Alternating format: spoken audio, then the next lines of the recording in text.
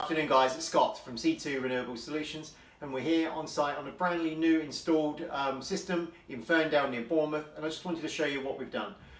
So we have got 3 inverters here, a total of 11.8 kilowatts. What's really interesting here is that on a standard domestic property we would usually install one 3.6 kilowatt inverter with around about 14 to 16 panels on the roof. SSE, after an application, have allowed us to install 11.8 kilowatts over a single phase system, a domestic supply.